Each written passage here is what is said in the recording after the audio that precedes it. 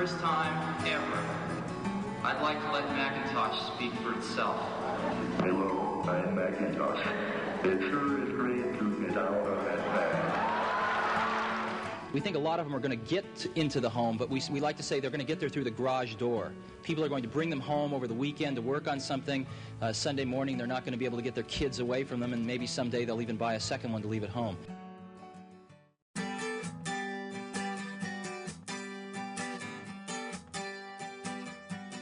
The strangest thing about Apple is it hasn't had a good consumer product. Here's one of the best consumer brands in the world, and they haven't had a compelling product under $2,000. And the one we introduced today, the iMac, is incredibly sweet. So I think it's going to make a big difference. This $1,299 product is faster than the fastest Pentium 2 you can buy. You can go out and buy a 400 megahertz Pentium 2 and this thing smokes it. And so it's amazing. And the market's never had a consumer product this powerful and this cool looking.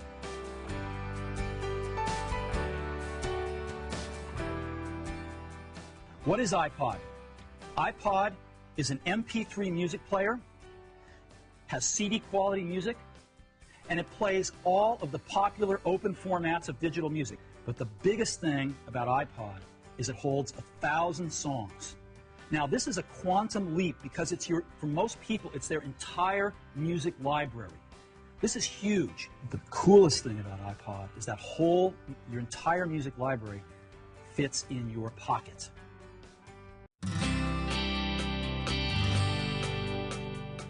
I've got a pocket right here.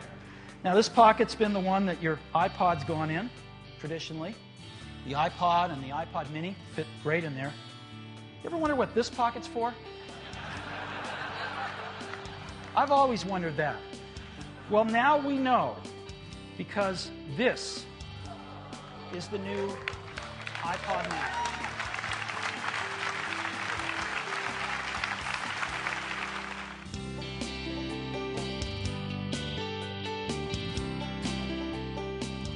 Today, Apple is going to reinvent the phone. An iPod, a phone, and an internet communicator. An iPod, a phone. Are you getting it? These are not three separate devices. This is one device. And we are calling it iPhone.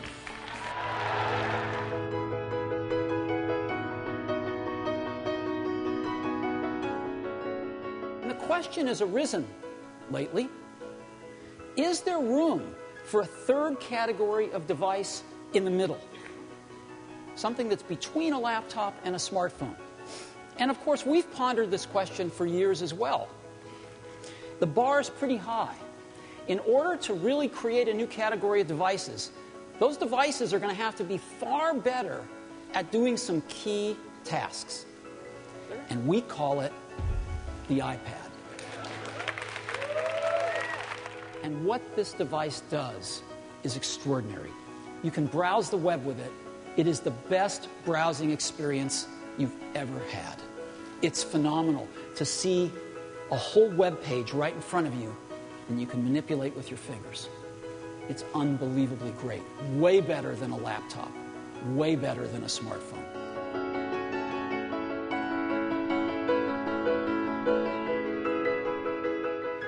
For 2010, we're going to take the biggest leap since the original iPhone. And so today we're introducing iPhone 4. The fourth generation iPhone. Stop me if you've already seen this. Believe me, you ain't seen it. You've got to see this thing in person. It is one of the most beautiful designs you've ever seen. Hey, Johnny.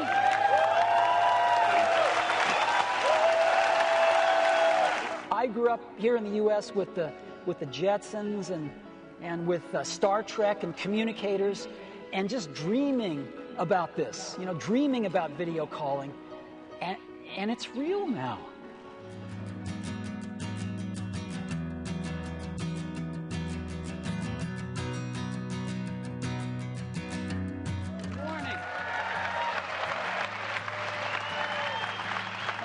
coming.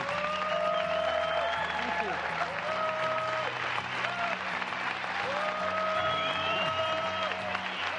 Thank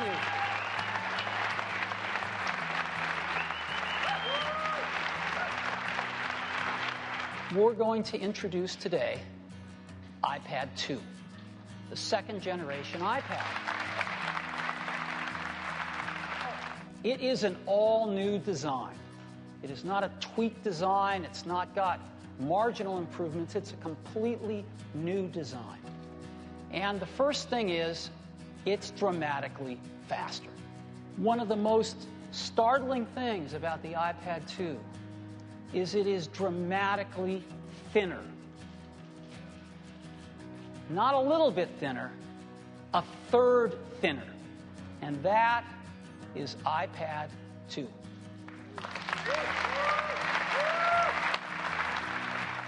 As always, I'd also like to thank everyone's families because they support us and let us do what we love to do.